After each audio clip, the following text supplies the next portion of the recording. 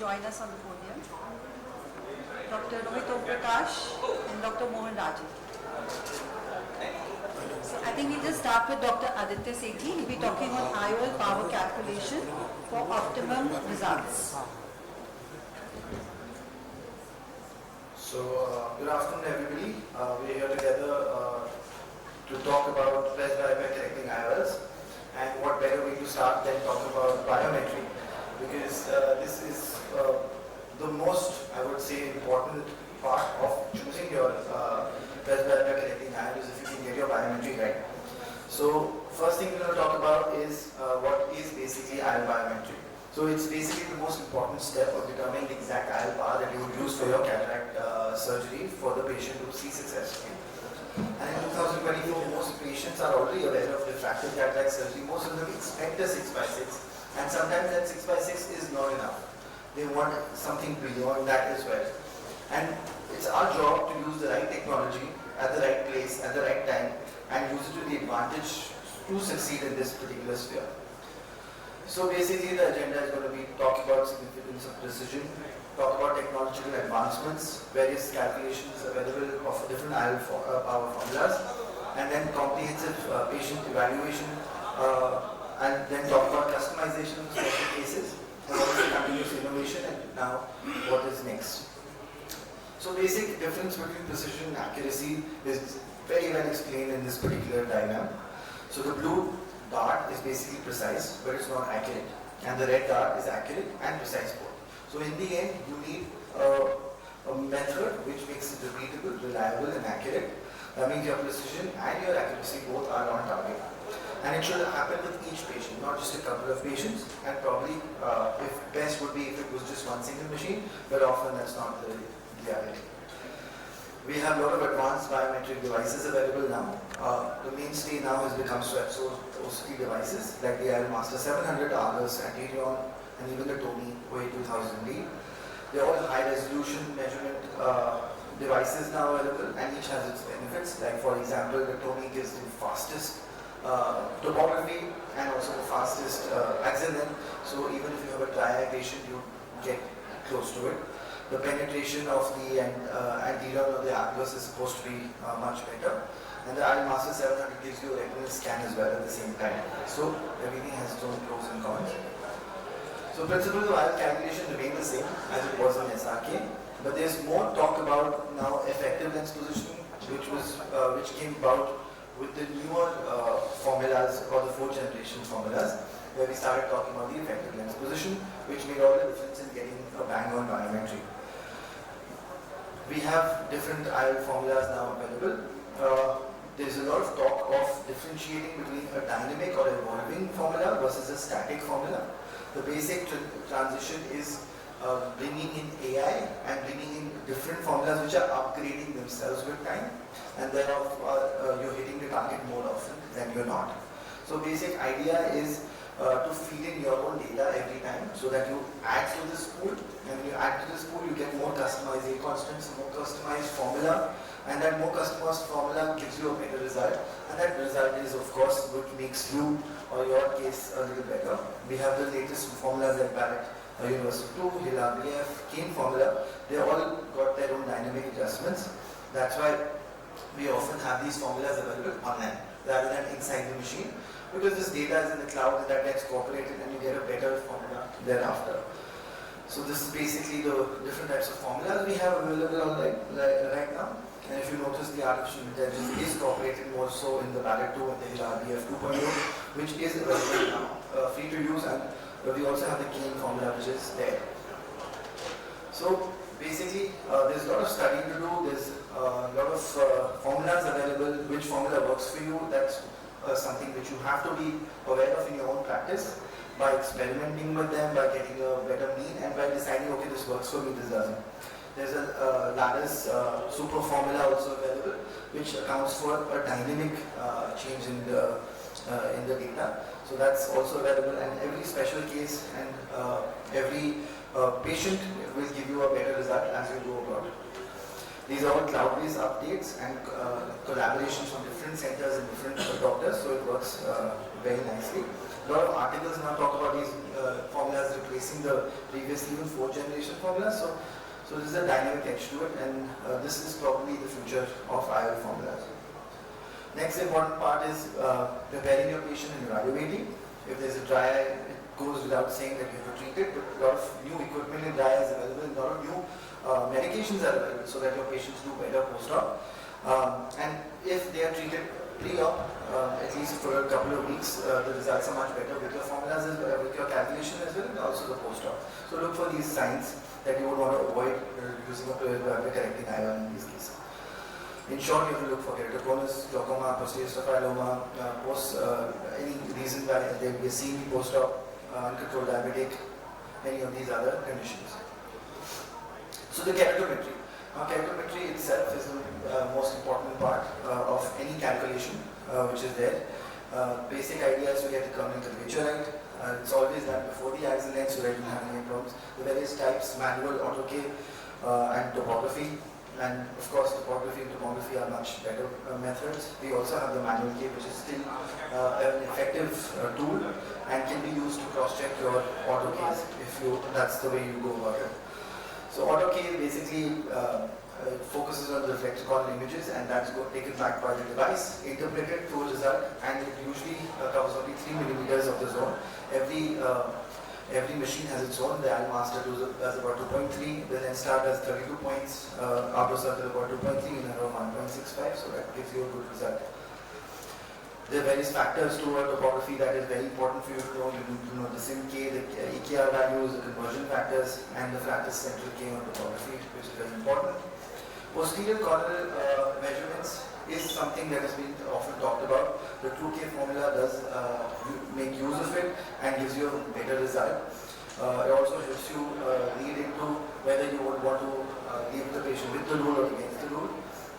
Dr. Barrett's online formula does have an option of a presumed posterior corneal astigmatism, which works pretty well as well.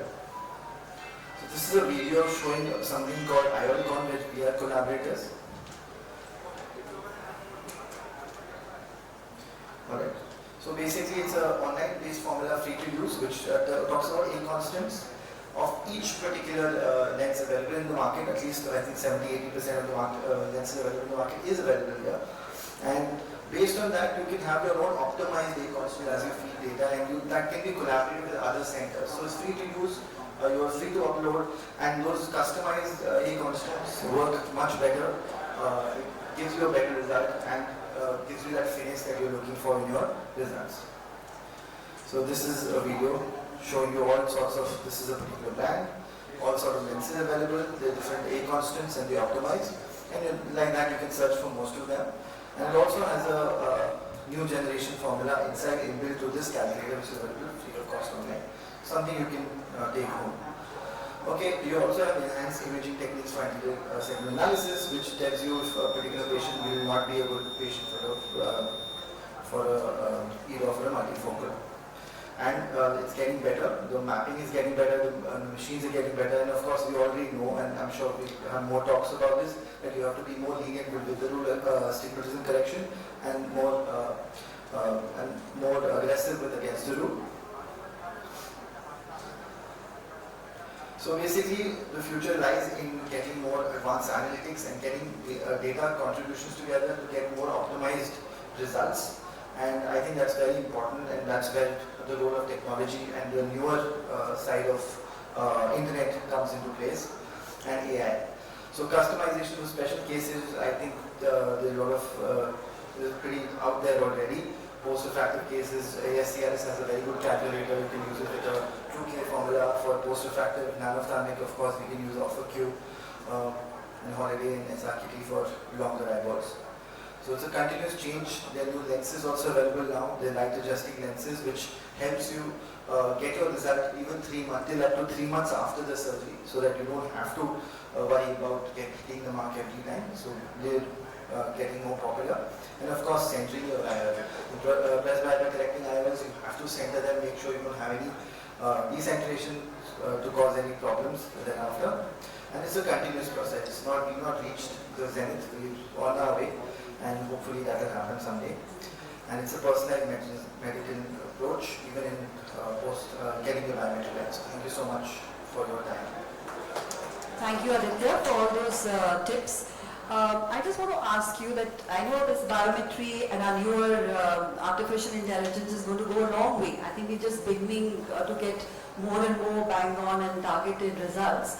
But if a patient comes to you and you see that you see probably a spot or a dry spot for your biometry, what exactly would you do? How would your approach be for this patient, for the ocular surface? So with dry eyes, I would like to correct the dry eye. First find out the reason for the dry eye, what sort of dry eye it is, if it's inflammatory or moving gland. Based on that, I would start treatment.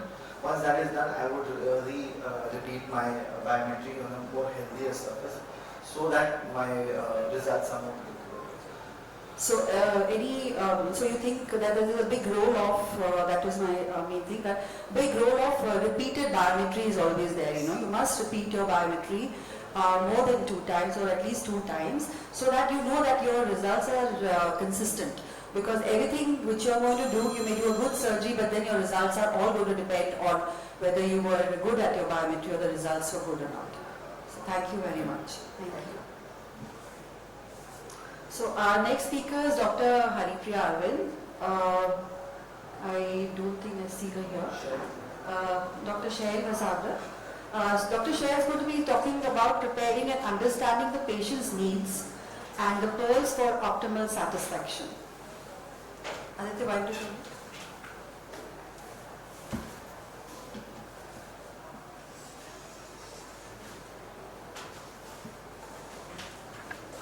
We've learned over several courses how to achieve that, but it's now not enough anymore. Patients evaluate our cataract surgery based on their refractive outcome that they see, whether they are able to see well without glasses or not.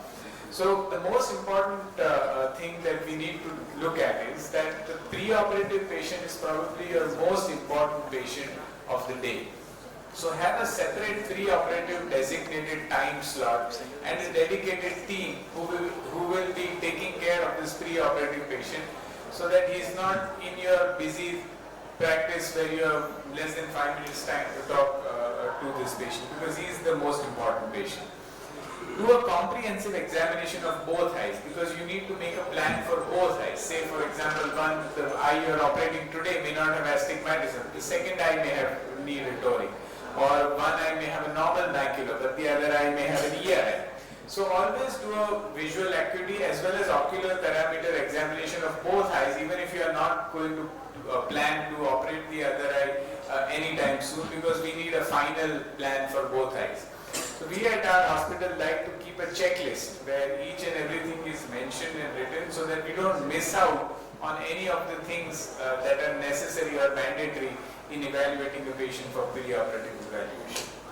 I think this is probably the most important slide, that you need to perform keratometry as the first investigation without instilling any eye drop in the eye. So even if a paraffin eye drop has been put or a lubricating eye drop has been put in the OPD or a dilating drop has been put, your keratometry readings and therefore your perfect IOL power calculation will not be as accurate as when it is measured on a virgin eye.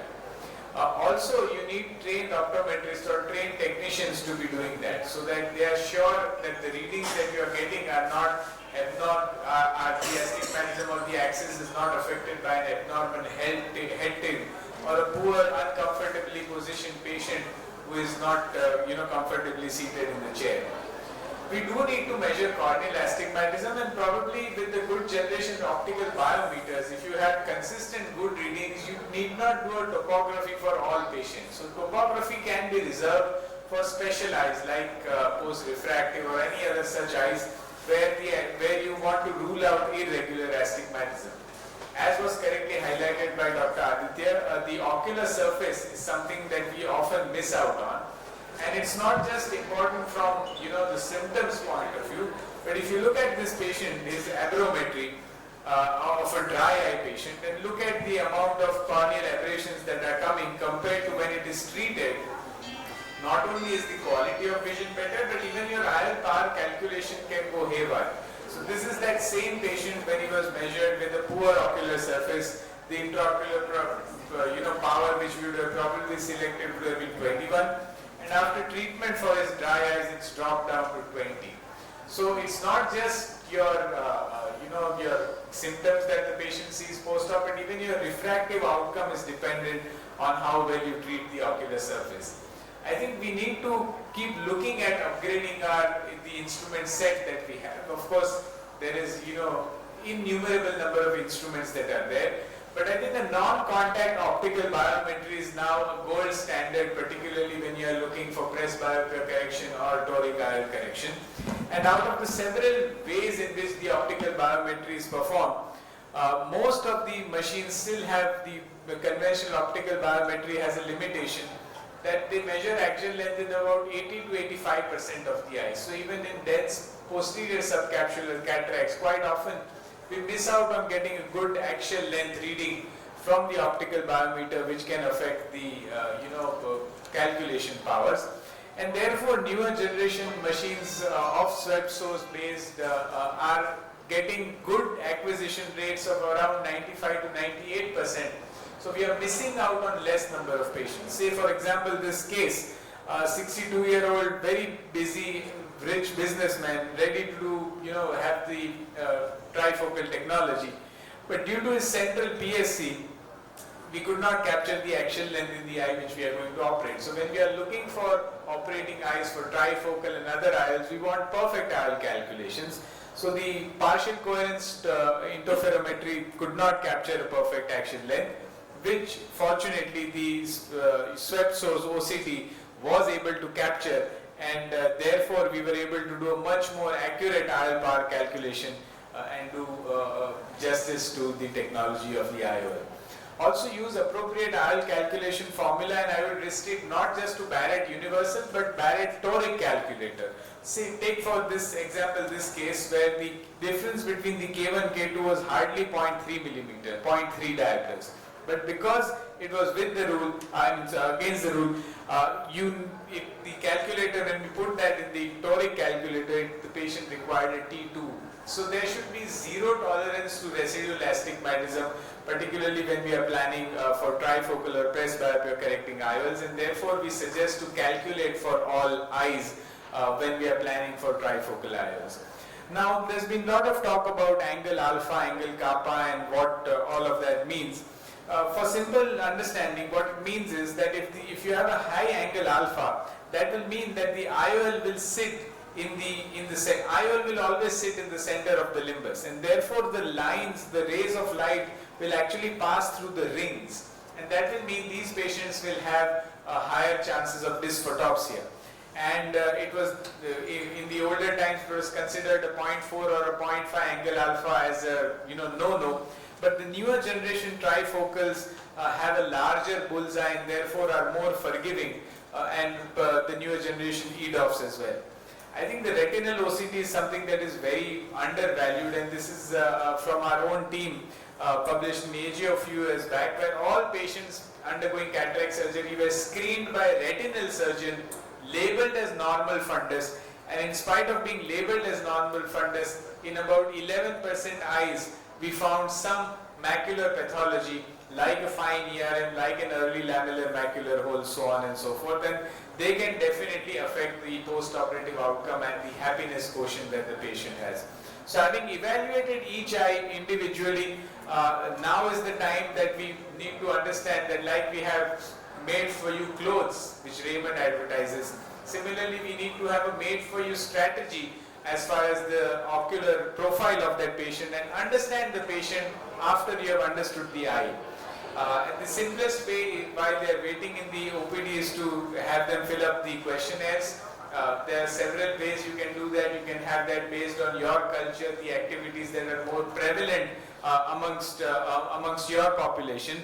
And the most important thing that we want to look at is what are their activities. Are they more distant dependent, near dependent?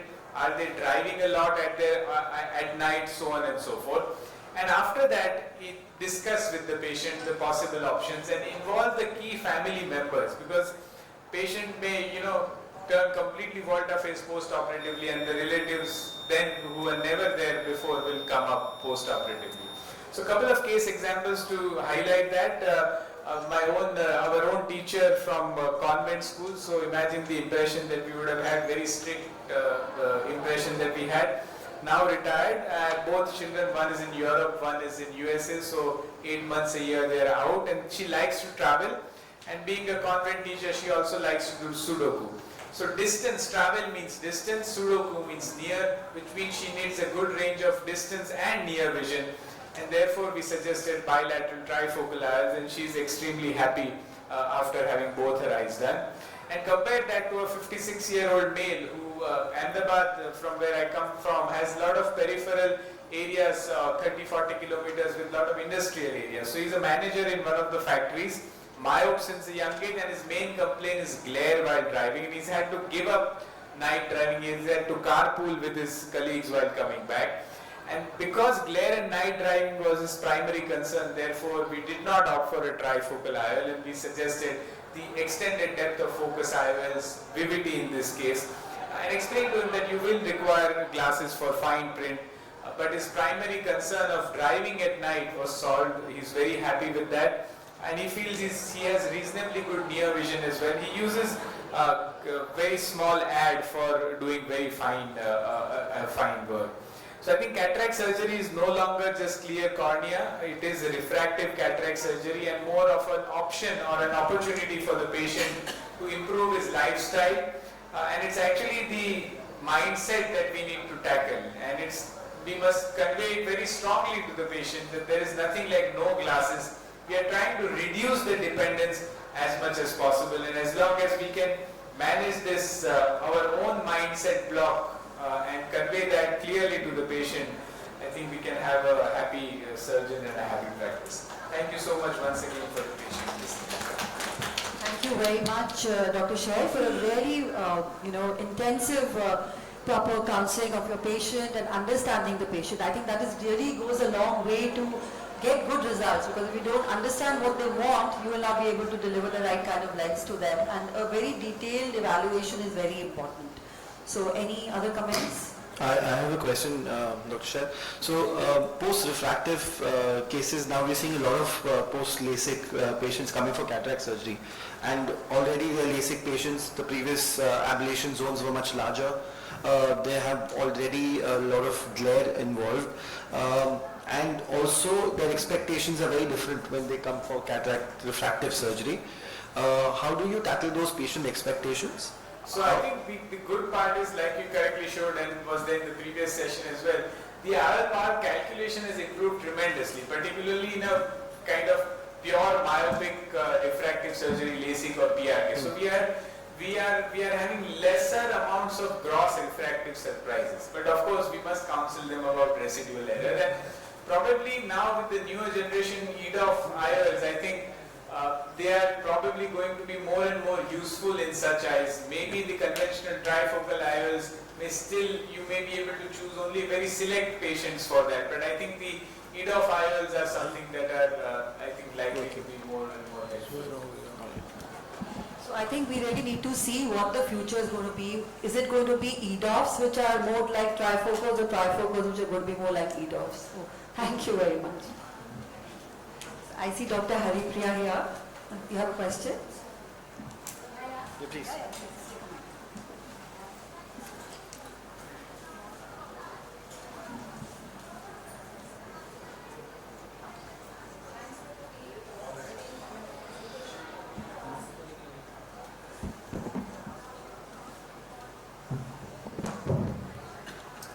So for the post-refractive cases, which we are planning cataract surgery for, and we don't have any pre-LASIK data as such for them. So which is the formulae or the IOL calculator that you use? So the ASCRS has a very good comprehensive calculator. In fact, a lot of studies say if you don't have the data, you have a better result of getting it right than if you have too much of data. So the previous LASIK data, if you have, of course, you can run it through, but also try it without putting too much of the previous LASIK data on board. You will find that those are coming closer to the reality, the emetropia.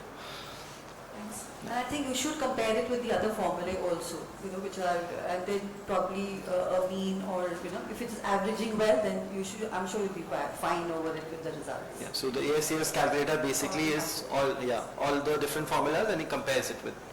Yes. So, can I call upon Dr. Haripriya? You want to go first?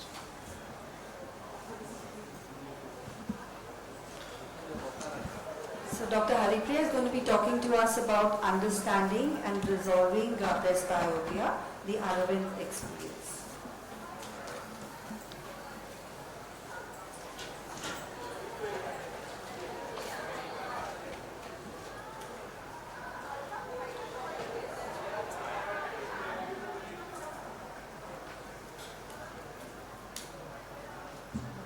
The slides are not. So quick question for the audience. How many of you have a swept source based biometry calculator with you available, or you usually use it? Thank you so much for the opportunity, Dr. Reena. So I'll be sharing about what we do at Aravind to tolerate presbyopia. As we are aware, there is no ideal multifocal IOL as of today.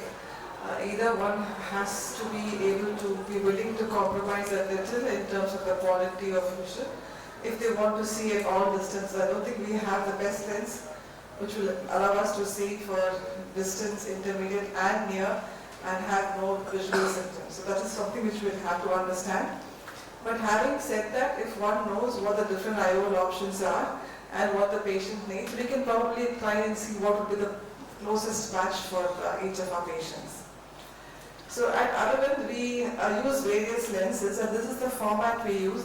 Makes it clear for our team to understand what are the lenses we are suggesting. So as we all know broadly, we have monofocal, we have a monofocal toric. There are four broad groups: the monofocal with the monofocal toric, the advanced monofocal, under which we have the iHands, Clarion, Impress. Impress is from Hoya, and the advanced monofocal toric. The EDOF lenses, Vivid is the EDOF from Oral Lab, and Vivity is the one from Alcon. And the EDOF toric for those patients. And multifocals, we use Audible Define, Synergy, Binoculars, and the similar toric platform as well. So this kind of, because there's so many new IOLs in the market, sometimes even the physicians or even the counselors don't know which bracket to put it in. This makes it clear when talking to patients. So what the doctors do when they advise surgery, they just say it's a monofocal toric. And then based on what the patient can pay, they can choose which of these lenses they would want. So I think there was a lot of good discussion on what would be the ideal patient. So broadly, if there are three things we would look at. One is the ocular parameters, the biometry and the patient profile. I wouldn't go into the depth, but the ocular health is of course very important. Specifically ruling out any macular pathology and looking for any dry eye. These two are something which is very important. In addition to all we would do to rule out any other coexisting pathology. So in terms of cataracts, again we group them based on how complex they are. A straightforward cataract is a group 1. Obviously these are ideal patients for a multifocal IOL.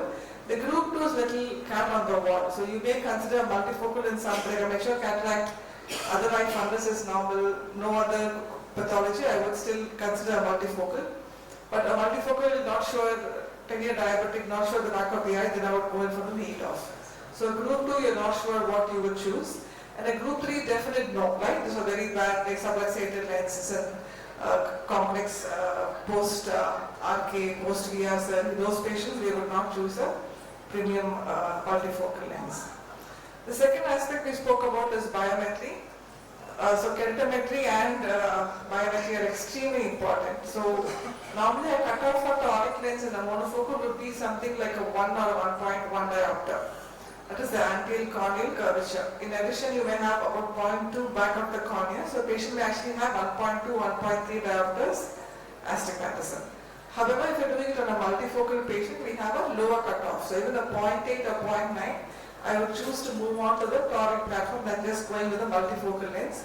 Again, because looking at precision here, in multifocal the contrast would reduce, and if you're going to have residual astigmatism to add on to it, patients are going to be further unhappy. So eye trace is something we do, look for aberrations. So anything beyond 0.3, then we tell the patients that there is a chance of dysphotopsia. Again, if patients are not driving, Those patients, it's not much of a problem, but someone who's having, an active lifestyle, going out at night, driving at night, then there it's more critical. The third aspect, like I said, is a patient profile. So knowing what the patient does for a living, what is the patient's age, what are the patient's needs. So as we're seeing the patient, if the patient has a cataract, the refractionist hands over this form, just for us to understand what the patient's main needs are for near, intermediate and for distance. And also the patient would want to be spectacle independent. So once we have this information, once we have, like if a patient has more near needs and that they don't mind, have a little compromise on the quality of vision, then we'll probably go in for a multifocal lens. Someone has more intermediate vision needs, then we'll probably go in for a aid of IOL. So that kind of helps the doctor when advising surgery as to what would be a lens. But this is not like 100% foolproof system, but gives us some direction. Of course, you can do these things by even talking to the patient, but you may not have time to get all of this, what are actual needs, but this makes it more objective. Patient flow is important because these patients we tend to spend more time, so we ensure that you kind of make it convenient, otherwise sending the patient for an OCT, for an eye trace, trial evaluation, all of this takes extra time. So we can't make it too cumbersome, so we try and see if we can make the whole process a little more smooth. And if the patient has the other eye cataract, I think these patients do well if they have a second eye within the next 15 days. This is something which recently one of our residents just innovated. It is a simulator, virtual reality simulator, which gives the patient an idea about the different kinds of lenses. So the idea is because, when we talk about these terms of near, intermediate, distance, if you're talking to someone who's 35 years old, who's had no refractive error, not a presbyopia, or even a 50-year-old, it sometimes seems too vague to them. So making them, or even the team who's talking to the patient, the counselor or the staff, just for them to understand how this would look like, we kind of use these devices. So this is a simulator which they wear, and they have different routines, street scenes, and at the same time they show how does it look for near, intermediate and distances. What happens when you have near vision blurry and distance clear distance vision, etc. And also in comparison to different lenses, how do they perform in the day, at night, multifocal, having some higher amount of glare than a monofocal. So all of this is something which we can also, the patient can kind of get a hold around before they actually have the lens. Okay, we have to remember these patients are having cataracts, so they may not be able to see all the time, but patients with early cataracts, this is a useful device. And this is something which we have started to use and find to be useful as well. So after surgery, we do an evaluation to see, this is irrespective of type of IOL, just to see how satisfied, so this kind of questionnaire, just to know if after surgery the patient is happy or not. If they're not happy and they have any specific problem, this helps us to understand this patient has to be seen by a senior consultant. This way you kind of channelize the right energy for the right patient. This is also useful. And there's also an online visual disturbance tool which AuroLab has made. So this is mainly made for the research purposes, but they have a visual disturbance tool. Because multifocal lenses with different focal point and the light being split causes, as we know, photomena. And for the patient, when the patient comes to the clinic and says the patient has glare, or they may not be able to explain it clearly, they may not use the right terms. They may say it's blurred vision, but they may be actually having a dysphotopsia. So just to be able to see, what kind of dysphotopsia they have, and to be able to grade it, this tool actually helps. So, like they have again images simulated just to show the patient what is the original versus the halo image look, and then the patient can go and grade it. For example, if the patient has a blurry vision or glare or halos, they can move the scroll to see how severe it is. Like a glare, this is on a scale of 7, so we know how bad it is, and then that makes us, of course it's more for research, but even for routine patient case, if the patient is very unhappy sometimes, we objectively now have a better idea as to what exactly is your problem and how severe it is. So I think we all agree that it's important to spend time with the patient both before and sometimes even after surgery, set realistic expectations, educate the patient, and if the patient comes back with problems, I think we'll have to own it up. Not just put the blame on the lens, but treat the patient as a whole and see how best we can help and look for anything we can treat. This is just to give an idea of our numbers. So the talk was in Aravind, how do we do this? So majority of our patients still are monofocal and monofocal toric. Quite a few get advanced monofocal and monofocal toric. Some EDOF lenses we use, and about 2%, 2.5% are multifocal lenses. Thank you. Thank you very much, Dr. Haripriya. It seems that you're still a little more conservative while, because if you see your data, you're more towards monofocal, and you are a little more conservative about the EDOF and the trifocals.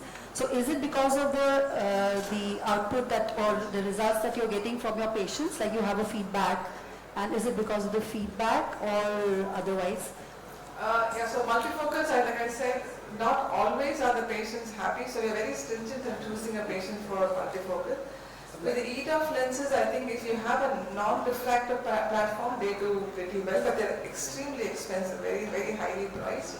The refractive EDOF lenses still has the ring, so some of them, even if they're a driver, I would still not use those, EDOF lenses with the rings, because they do have some dysphotopsia. So, like I said, they're still, but I think we try to correct the distance vision, we try some monovision, but we're still not too much into multifocal as of now. And again, the cost is not a factor, because today we do have various Indian multifocals also. Yeah. So it's just the way the practice is built. So how much of a reality is this, patients being uncomfortable with the glare and the halos, with the trifocals? I don't think it is, it's not that every patient is. Like I said, our numbers are small and we don't see much of it because we are very stringent about how we choose them. But we do see a rare patient, even like recently, who just get my lens out, of course, referred from elsewhere. But this is rare. Yeah, it's real. Yeah. And it's a possibility. So it depends on how you choose your patient. If you choose the right patients, then Correct. yes. Yeah. And if the patient doesn't mind compromising, example, if I hate wearing glasses, I don't mind whatever, then that's a good patient. But if the patient says, no, I don't mind wearing glasses, no big deal, then why bother with the multifocal? That's the way I'm taking it today. So I think we're getting more and more patients who are, very well versed, because they come with the knowledge of all the different kinds of lenses. They are, that's what is happening in the cosmopolitans at least. They come well versed with, this is the kind of lens my neighbors had or whatever. But, so they are, to tell them that, okay, if that's what your choice is or that's what you're asking for, then they could be, these are the possibilities. But we see more and more, less and less patients who are coming and telling you to please take off my lens, or which used to be there much more. I agree with you. I think today the multifocal IOL options we have are way better than what they have in the big. Correct. I completely agree with you. Yeah, but still we're not completely there. 100%, yes. Thank you very much. Thank you so much. I think that's a perfect start to our next topic, which is choosing the right IOL, EDOF versus trifocals, by Dr. Reena Sethi. I would request Dr. Haripriya ma'am to come.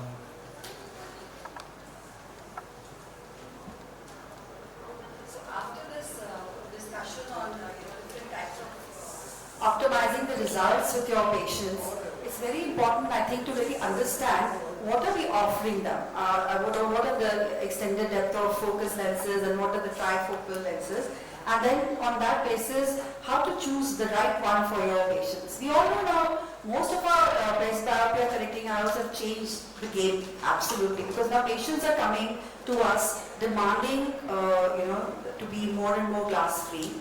And the treatment options has become, we can offer many lenses to them. But it's very important for us as clinicians to first understand, number one, the patient's needs, and number two, which lens is going to be the right one for them and guide them, and ultimately it has to be their choice. So we have the diffractive bifocal and the trifocals, we have the accommodating and the pseudo-accommodating lenses, and we have the EDOF, that is the extended depth of focus lenses. Now these lenses, we can categorize them, the diffractive bifocals and the trifocals, the accommodating, the extended depth of focus. To create these extended depth of focus, we know they are creating a longer, elongated focus to enhance the intermediate. These days, our important part has become it's almost like about 70% of our work is intermediate. Earlier, it used to be a cataract patient, yes, and we need to just correct them for distance, and they'll have reading glasses. But then, most of our patients may do without the reading glasses, but they cannot do without the intermediate vision. So that has become more important these days. So everything has to be a personalized approach. And you must remember that no one lens is going to fit all. So if you have a patient X cannot be like the patient Y and give you the same results. Focal points and range are different in different technology IOLs, so we must understand these IOLs. EDOF and trifocal IOLs are to be used in a very customized fashion after weighing all the pros and cons. And one must remember, which is very important, that a Snellen's acuity is not what the patient's satisfaction is. So if we feel the patient is seeing 6/6, but the patient is telling you he cannot see well or he's uncomfortable with the vision, then definitely there is something which you need to look into.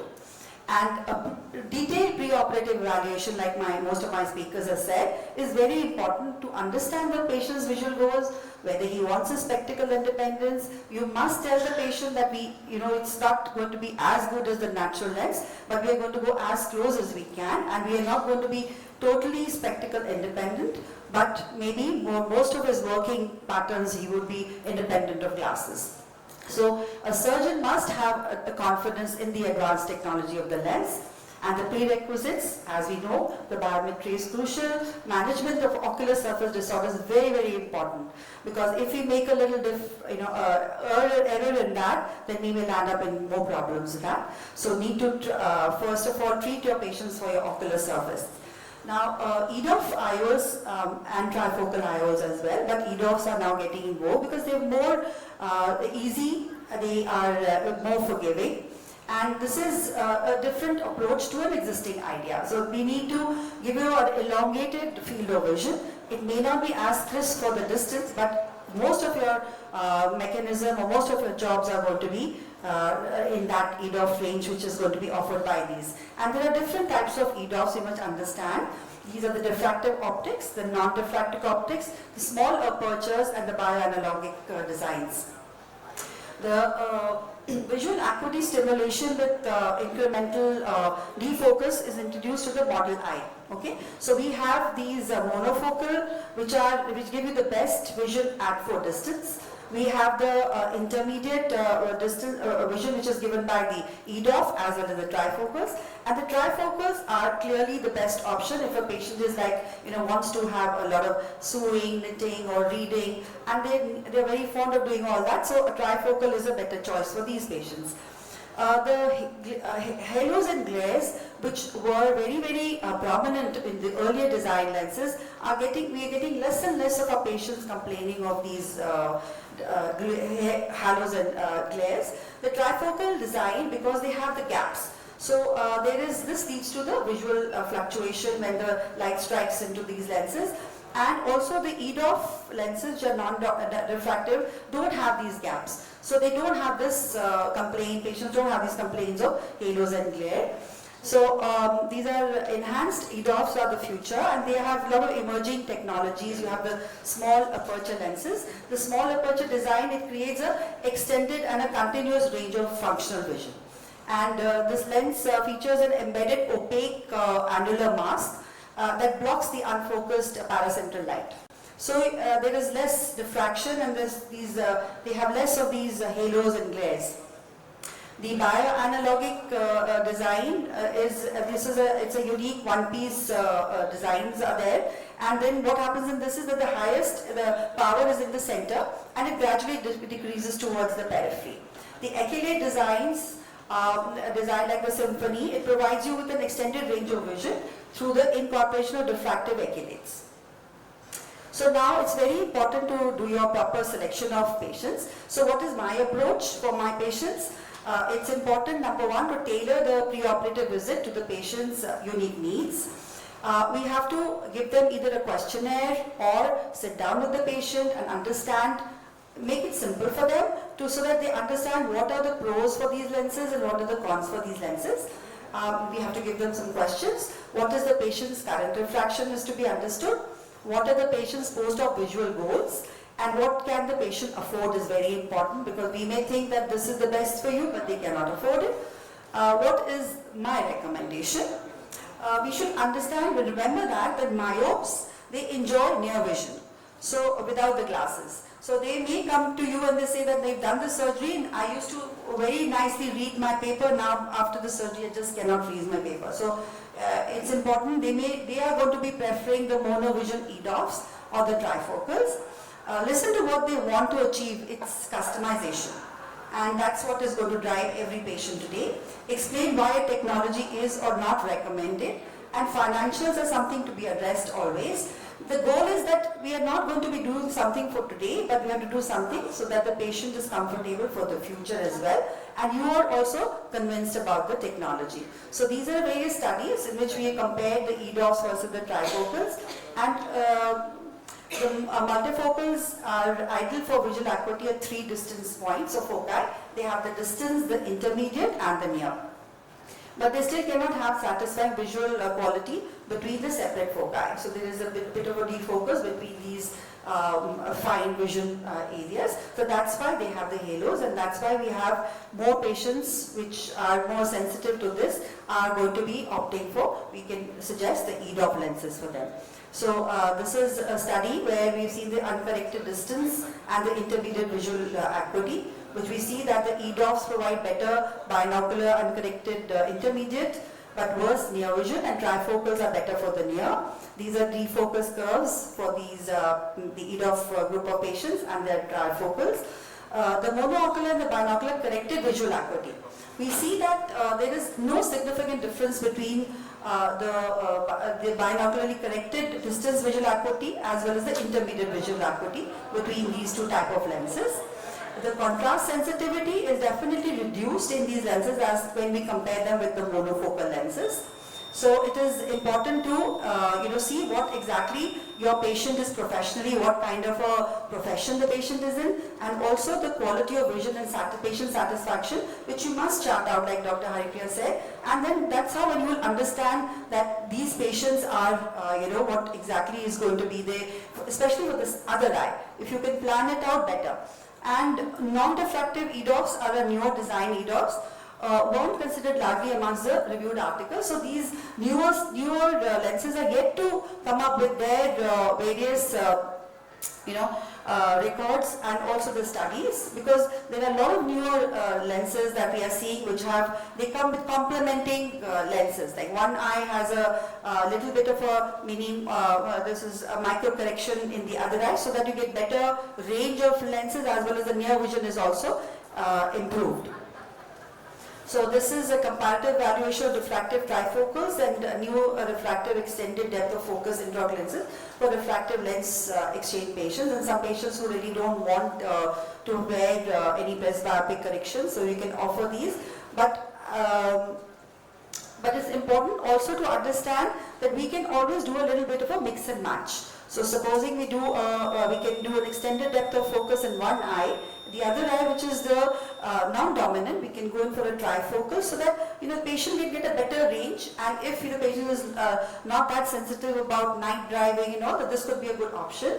And certain intraoperative pearls is that you must have a well-centered 5.5mm axis, which very neatly surrounds the optic zone. And the IOL centration using the Purkinje images, you must check. A good polishing is important, because in these cases, spend that extra few seconds to polish the capsule very meticulously, because that may result in, if you are having a little bit of PCO, a very unsatisfied patient, because you are creating more aberrations and problem in the center of the vision. And a proper astigmatic management is very important, because they are a little more unforgiving, and for proper vision, they need the management of astigmatism also. So whenever there is an unhappy patient, listen to the patient, discuss and address the issue.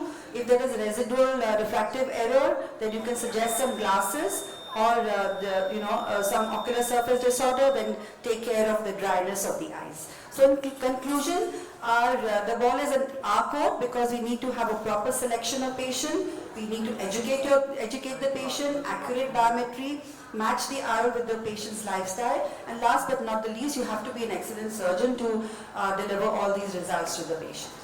Thank you very much. Thank you so much, ma'am. One quick comment from you on the lines of toric lenses or LRIs in your practice for multifocals and EDOFs? What is your threshold for that? Is it lesser for these as compared to monofocals? And So with limbal relaxing incisions or double incisions, we can take care of astigmatism, which is up to about 0.75 diopters. And but if we have to do anything more than one diopter, and especially against the rule, we should be really not tolerant to any of these limbal incisions. We need to do more of toric lenses only for these. our next speaker is Dr. Rohit Prakash sir. He's going to talk about newer tools, techniques to optimize and eliminate presbyopia and cataract surgery. Over to you, sir. Thank you, Dr. Reena and Dr. Nitya, for this opportunity. So I'll be taking up newer tools, techniques to optimize and eliminate presbyopia and cataract surgery. Well, this is Harold Ridley, and this was the first, the surgery notes, lenticular graft he had called. And let's see how far we have come. So that's what the beauty of science is. So expectations, whenever now the patients talk about cataract surgery, is more of a refractive cataract surgery. And that is the basic problem with the basic challenge which we have. And the patients, they want independence from spectacles whatsoever. So basically the problem is that they are comparing it with the refractive surgery. So this we have to make it, keep it in mind. So we have to give realistic expectations, as Dr. Reena said. We have to under-promise, over-deliver. That era may end, but then it's all boils down to your biometry. So what is the need for presbyopia correction? Because the expectations have increased, and the number of patients using intermediate and near vision has increased with all these mobile phones and everything coming into being.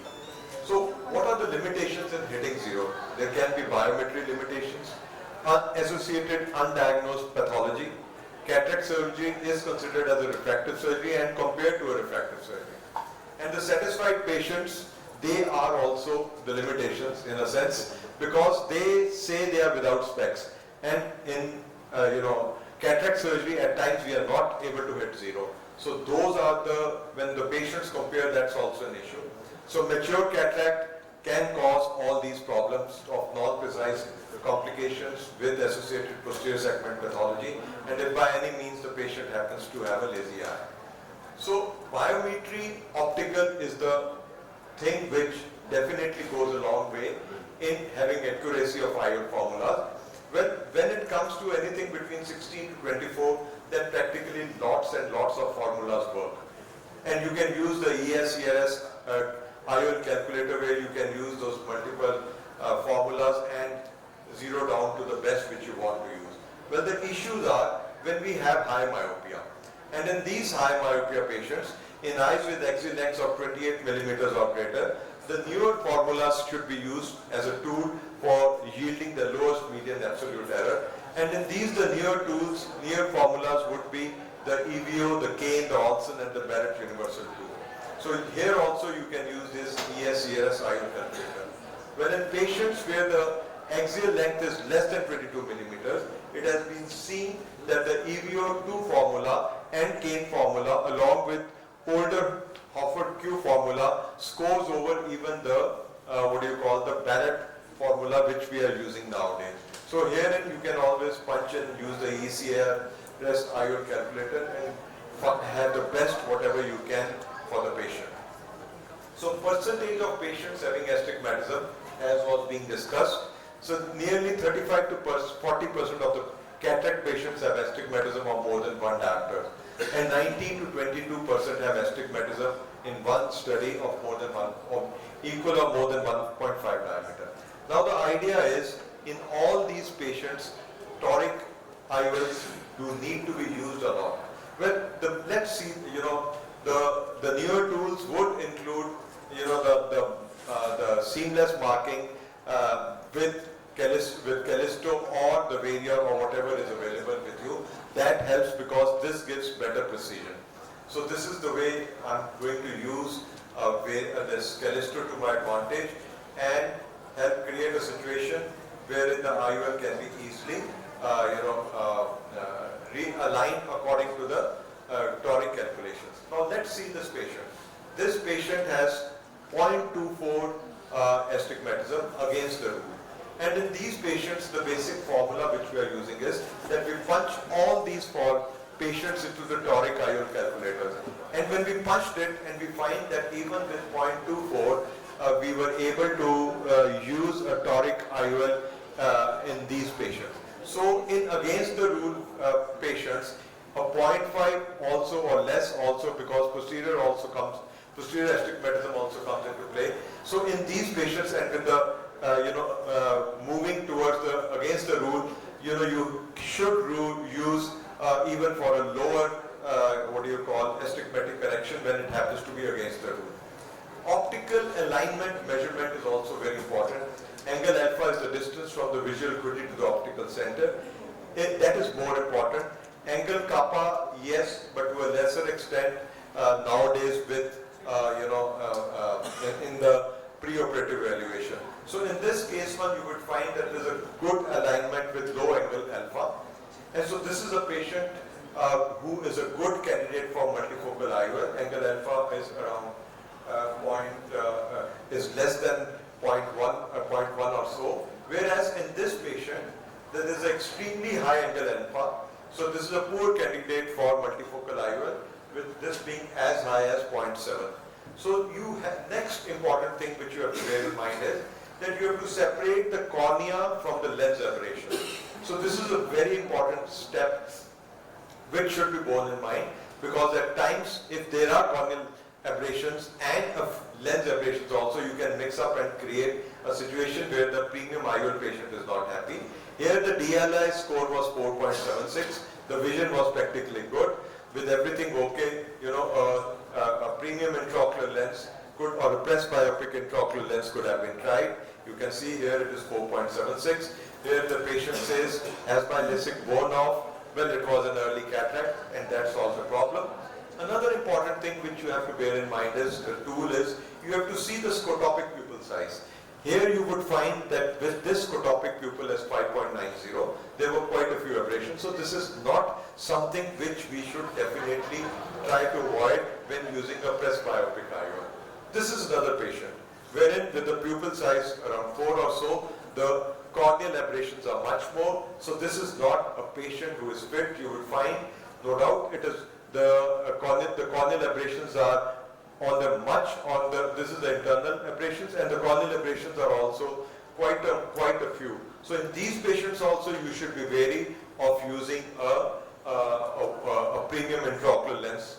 You can see here the corneal MTF is on the lower side. So in this situation, also the same patient, be wary of using a trifocal or a premium intraocular lens. So monofocal plus IOLs, Dr. Reena and she has been kind enough, because this has helped me ease out things, because this gives an elongated focus. Trifocal lenses, they create 3 foci, distance, intermediate and near. Well, you have to see, as was being discussed, what the patient wants, what is his personality, and so forth. Then we have a continuous range of vision IOLs, also from no, I don't have any financial interest. Well, the problem of IOLs with rings is that there's a contrast sensitivity problem, visual phenomenon problem of glare, halos and night vision difficulty. No doubt there is neuroadaptation also, so that you have to explain to the patient. So these are the visual phenomena with trifocals, so those have to be borne in mind. This is another the true extended depth of focus intraocular lens, which has where there is changes which is done in the central 2.2 millimeter. The halo profile is as good as a monofocal. Well, cataract surgery, all said and done, is not a refractive surgery. You have to be selective. It is still evolving. The tools have to be used to your advantage.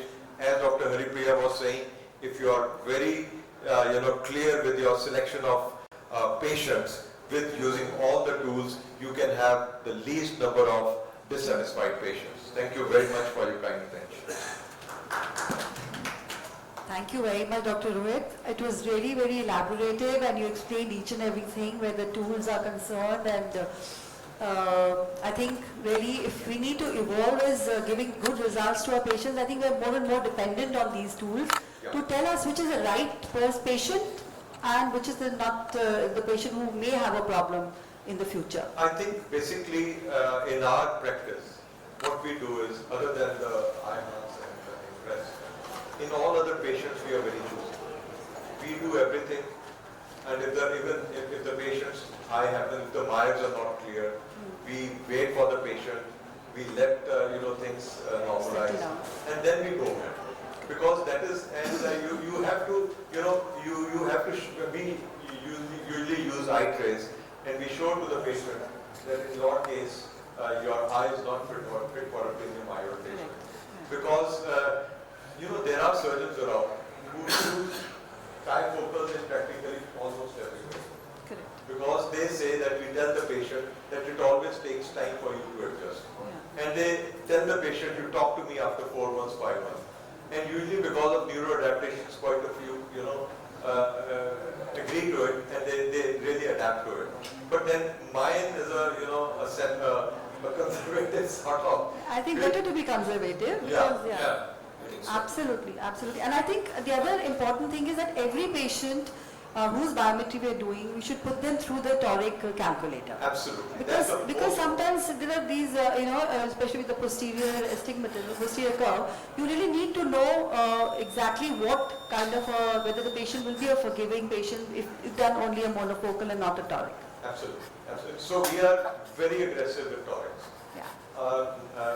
So much so, even with, you saw 0.3, 0.4, there's no, because if it happens to be against the rule, because over time, it's going to shift. Increase, yes. Yeah, absolutely. With age. No, I think the important, Reena, can I just say, important message what Rohit said is, please don't be in a hurry to do your cataract surgery for, whether it's a monofocal or multifocal, optimize your ocular surface. Yeah. Very important, because the ocular surface is not going to be there, your keratometry is not going to be there properly. And the keratometry is the most common problem for the error. I think I would say most common error. Not the axial length. Axial length we are more or less on the bullseye every time, but keratometry can go this way, that way, and huge difference can occur because of the keratometry. Because the cornea forms a major power in the eye. So I think we should optimize. Don't be in a hurry. When you see a patient, you are in a hurry because you don't want the patient to go to your neighbor and get operated. So optimize the ocular I think surface. it never happens. They realize that you are taking No, I care. know that. Yeah. So that's why we have this Absolutely. things like the SPM and the LIPI view and all that. So we show the patient what exactly has gone wrong with your eye and tell them your gland loss is there, your meibomian glands are all blocked. You need to treat that, and then whether you for all types of more so for multifocal. So it's rightly said. I think. Thank you. I have a quick question. As far as this pupil size is concerned, does that change your choice of presbyopic correcting IOL? Yeah, that's what I showed. The scotopic pupil size was too big. So you have to be very Smaller pupils? So it was 5.9 in that way. No, with smaller pupils also, would you not use a EDOF in those cases? Not really. The pinpoint, yes. Point here. That too. Very severe myotic pupils and probably it may not work. But 2.5 millimeter to 2.5 millimeter is good enough. Yeah, But the larger pupils are, right, you said, scotopic pupil is very important. Especially if I've burned my fingers. In this, I had to do one patient pupilloplasty for the patient as well. I think you have to tick all the boxes. Yeah. The- Correct. Thank you very much. Thank you. And over to Dr. Mohan Rajan. It's going to be a very interesting talk as we always expect from him. He's going to tell us the OPL of resolving presbyopia with newer age IOLs. No, His yeah. experience. Thanks a lot, Reena, Aditya, Arun, everything, and it's a very special occasion for me to be here with in this instruction course. And this is my financial interest. How many of you have had this problem? Vision 6, and 6, the patient is unhappy. How many of you have had this problem? I'm sure. Yes, all of us have had this problem. Because of the changing profile, the expectations are big. And when they come to you, they want to pay more. When they pay more, the expectations automatically go up. So it's something which is a vicious cycle. You see this. I'm going to give you 2 examples. Have you heard of music maestro Ilayaraja? He's one of the top guys in South India. And I put the stroke +4 for him. Okay, way back in 2007, at that time only Resto Plus 4 was available. Kapil Dev, he had a surgery in Delhi. Reena must be knowing that. He also had a Resto Plus 4. The problem is, now Ilayaraja is not very happy because his piano is at almost 2 to 3 feet. So the Resto Plus 4 is a bifocal lens, right? It will work for distance, it will work for 35 centimeters. It will not work intermediate. Whereas this harmonium is at 1 feet, which is about almost, 2 to 3 feet, which is almost 60 centimeters. 60 centimeters, only the EDOF lenses will work very well, but at that time the EDOF was not available. Kapil Dev, after finishing cricket, is a big golfer. He's got a 0 handicap. Okay, he's not able to play golf. Okay, he played golf with me on Chennai once and he was not able to putt the ball because again intermediate vision. He had a Resto Plus 4 in both eyes. So again, this is a problem. So the multifocal lenses is for housewives and house husbands and your mother-in-law. Okay, so you can put that. My mother-in-law is no more, Sujata is there of course, and yeah, but even before she had cataract surgery, she went up. So again, premium IOLs, premium surgeon, and premium surgery. New generation. See, all these new generation lenses are available. The problem with the new generation lenses is that the advantage, first we'll tell the advantage. You have good range of vision, near vision not at 35 centimeters, at 50, 40, 50 centimeters. Why this new necessity is there? Good intermediate vision, because most of us use laptop and cell phones. See where I'm using the laptop. It's almost 2 to 2.5 feet from my eye. Okay, and you see the way this man is reading a paper way back in 2010. 2010, see where he's reading the paper, 35 centimeters. See where he's reading the paper in 22, 60 centimeters. What is the reason? Because no more they are reading a paper. They are all reading the Hindu paper and Times of India or whatever, Indian Express, whatever it is, on the iPad or tab. And the tab distance is what? It's no more 35 centimeters. All of them, anybody keeps a cell phone here? All of us keep it here, no? So again, very, very important for us. See the newspaper sales in Chennai. Gone from 2010 from 5 lakhs, 2000 it should go up. 3 lakhs it has come down. Again, Times of India, 3 lakhs to 2 lakhs. Why? Because of the near point. The near point has receded from 35 to 60 centimeters. Nobody buys newspaper now. They all read the newspaper on the iPad and tab. And because of that, the near point has receded from. So it's important that you give a lens which is according to their. Unless otherwise, you have a patient, for example, a housewife or a house husband who watches TV and read books, then those patients you go in for a multifocal or a trifocal lenses. So let me see this refractive multifocal 6.5 and 6 vision patient not happy. You see this refractive multifocal way back in 2004 I did. This is a rezoom lens, beautiful femto, just like a femtorexis. 6.5 and 6, they had very good intermediate vision also. The problem is the glare halos in these patients. So the glare halos are there. I don't know why it's not coming, man. Yeah. The halos are on lights, starbursts, and also the significant glare, which is again very, very disturbing for the patient. This patient actually sued me, right? She sued me and she said, because I'm not able to drive and all this. Before the surgery, she said, I'm not a chauffeur. After the surgery, she said, my chauffeur stopped and I started driving. And what can I do? Okay, she started driving and the significant glare and thing, she sued me. Fortunately for me, she died. Okay, 6 months later, myocardial infarction. So I got away from this problem. Again, another patient, accused of IOL, 6.9 and 6 patient not happy. I'm not going, most of them are multifocal lenses, but this can happen to any lens. Why? Because your assistant has held the optic of the lens with the McPherson lens before loading. Don't do that mistake. Don't do that mistake. Whether it's a multifocal, see what has happened, there is a crack on the lens. And I left it, I thought it would be just a small fold on the lens, and I should have expanded the lens.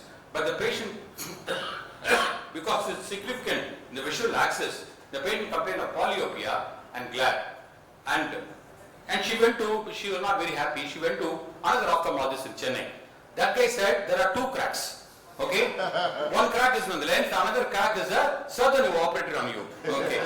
She got really furious. And again, another patient, you can see here, this is a patient with a multifocal restored lens, misty vision. Okay, and nothing against this Alcon, Acrisop, but now they have come with a Clarion platform. You see the misty vision is mainly because of the glistenings. The glistenings are there in the monofocal lens, but the multifocal lens already the contrast sensitivity is less.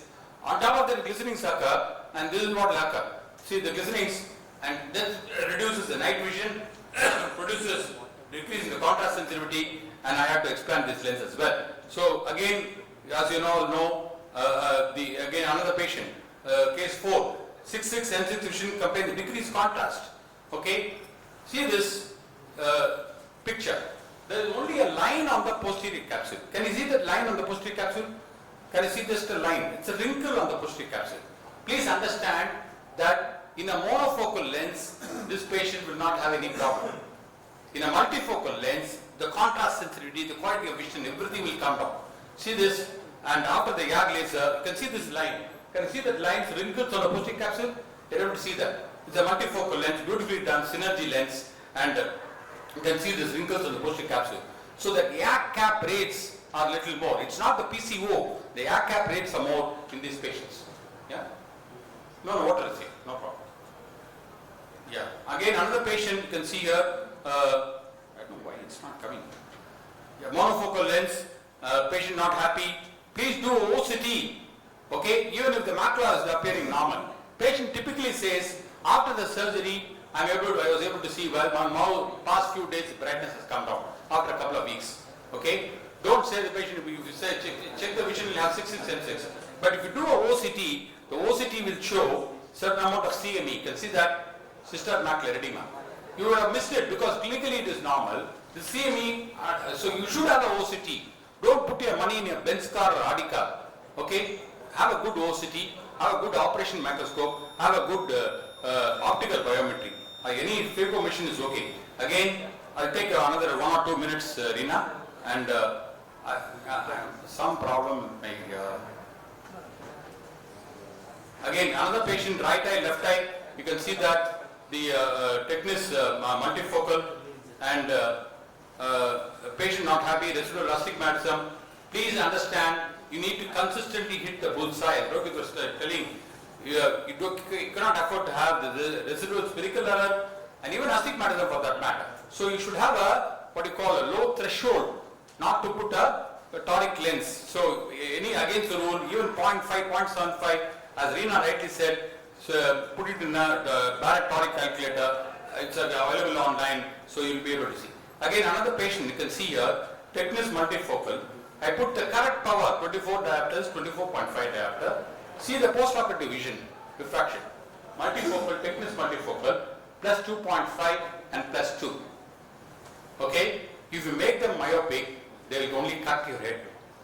If you make them hyperopic, they will not only cut, they will bury you also.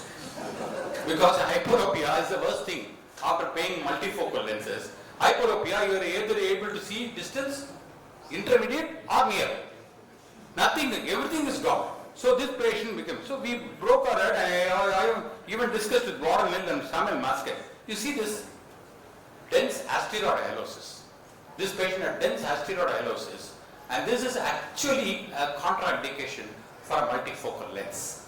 Why? Because in dense asteroid hyalosis, there is an alteration in the refractive index of the lens. Okay, of the eye. So you will not be able to get the correct power. Even the OCT was normal preoperatively. So I had to actually convince the patient to undergo some PRK procedure, but the patient didn't turn up to me. So probably he would have gone to someone, she would have gone to somebody else. But again, another patient you can see here, crystal lens. The crystal lens, I used to use a lot of crystal lens. The problem with the crystal lens is that, how many of you use crystal lens? Portion long. Suddenly the crystal lens, now you move forward. It's called the Z syndrome. And talk. So again, you can see here the talking of the lens, and the patient can have sudden drop in the vision, and they can go in for myopia. Again, another patient with the multifocal, this is a long time back, hydrophilic multifocal, I'm not named the company. Because of capsular phimosis, it started folding in and again. Okay? The crystalline moves forward, this moves backward. Moves backward, what will happen? There will be a hyperopic shift. And hyperopic shift, as I told you, is a real problem. Again, 70-year-old patient, look at the ocular surface. Simple, very important to look at the ocular surface and treat the ocular surface before you. Again, a patient, a gynecologist, I operate on a huge number of gynecologists in Chennai. Symphony OU, you can see what is the problem. Perfect vision, 6'5" and 6, very happy with the vision. First time she said, I'm able to differentiate between ureter and uterus. In my life, because gynecologists, they have confusion. When they take the ureter, when they take the uterus, they take the ureter also. Yeah, that way. So what is the problem with her? She had negative dysphotopsia. Okay, I said, madam, you have the other eye done, it will become all right. Other eye was done, and other eye also too. Two negative dysphotopsia. My vision is good, but two things are coming like this. What do I do, doctor? So what do you do? Nothing we can do. You have to wait 3 months, 6 months. 6 months, what do you do? Negative dysphotopsia. Anybody, Satyajit, what do you do? I have got a solution, very easy solution. You give the patient some other problem. Then forget about this. I'm being practical, I'm a very practical ophthalmologist. Give the patient some other problem. Fortunately for me, this patient's husband developed CA colon with secondaries. Fortunately for me. Of course, he passed away later, that's a different issue. But she got concentrated in that. Chemotherapy, radiation and other things, surgery and all that. She just forgot. What happened? It is all gone. All gone. If the husband also gone, negative dysphotopsia also gone. So I'll go through it very fast and also this I will not take much of your time. But the take-home message is very important. Unhappy patient, look for residual refractive error, PCO, not PCO, wrinkle, line. CME, do OCT regularly, dry eye, take care of ocular surface, decrease contrast, look for glistenings, lens tilt, functional overlay also is very, very important. Okay, happy patient will have a happy surgeon at the end of the day. And another important message for you guys, this guy. 2025, I want your blessings. Thank you. Thank you very much. Thank you very much, Dr. Rajan. And I think another point is that if you're going to have an unhappy patient with the trifocals, you can pay for the driver also. And another important thing, certainly, when you have an unhappy patient like that, don't make him sit in the OP. He will spoil the 100 other patients there. Make sure that your red alarm should be there on the EMR or whatever case sheet you are using. Even the security guys should know. Make sure that the patient is straight away brought into your chamber. Within 2 or 3 minutes you see the patient and make sure that he goes out. You can actually escort him and go to the middle of the road and take the vehicle and go. This is a very important message I want to give you guys. Where do you get this ophthalmic security? Thank you very much. So I think we've had a really nice session. All thanks to Dr. Rajan. So can I ask a question? Yeah, sure. Yeah. So I also do a lot of these trifocal IOLs. Patients are quite happy. Almost 10% of my practice is into this, and these halos and glare are not very frequently reported these days. But I have one situation where one person came with trifocal in one eye, already operated, but he has glaucoma. Maybe he developed later on or before that, but early stage of glaucoma and already on medication. Now he came for surgery for the other eye, and he didn't want glasses. So, but glaucoma, as we know, is a contraindication. Now, what should we do? You can opt for advanced monofocal IOL in the other eye also. But depending on how the result is in this eye, the trifocal eye, whether is the patient happy with the distance and near Yeah, vision? patient is happy, so he wants the same. The only thing that glaucoma is already So established. you have to explain to the patient about glaucoma and the contrast sensitivity, and you can opt for an advanced monofocal in the other eye also, which will, with a little bit of a myopic correction, so that it manages well with the other eye. So you say I should not go for the trifocal? Well, if the patient has got trifocal in one eye and the other eye has got glaucoma, I have implanted for patients with glaucoma, PVT or EDOF lenses. EDOF will be a very good way to go because EDOF doesn't decrease the contrast as like the trifocal lenses. Okay? It's almost equivalent to a monofocal or high-ans lens. So the patient will have a fairly good near vision. Of course, you need to explain the patient because of glaucoma, the field vision loss and other things are there. But VVT or any EDOF, so many EDOF lenses are available. That's smart is there, Lucidis is there, Minivel Ready is there. And what are you using regularly? So we are using a lot of Rayner also, the EME lenses, advanced, and good results are good, yeah. So you are against trifocal? No trifocal, because you will compromise the contrast sensitivity even further. The patient has already got glaucoma, the contrast is low. Yes. Long term it will be a problem. Immediate also, long term. Thank you. So I think we'll just call for the... One final thing is, for all trifocals, go to the nearest plus, don't go to the minus. Okay, for EDOF lenses, you can go one eye plano, the other eye make it little micro monovision, or even high-ans lenses for that matter. But the trifocal lenses, go to the plus. Suppose you have 22 and the next plus 0.25 is 21.5, whatever it is, go for 21.5. Because if you make it myopic, minus 0.5 or minus 0.75, the patient halos will start increasing. Okay, so this is the important point which you need to, if you have a good optical biometer, especially with the IOL Master 700 and so many other IOL new latest biometers are available, and you can go and you can find out, because this is very, very important for you to understand this ball game. Otherwise you will end up in unhappy patients like what I told you. I think we'll hand over the session to the next instruction.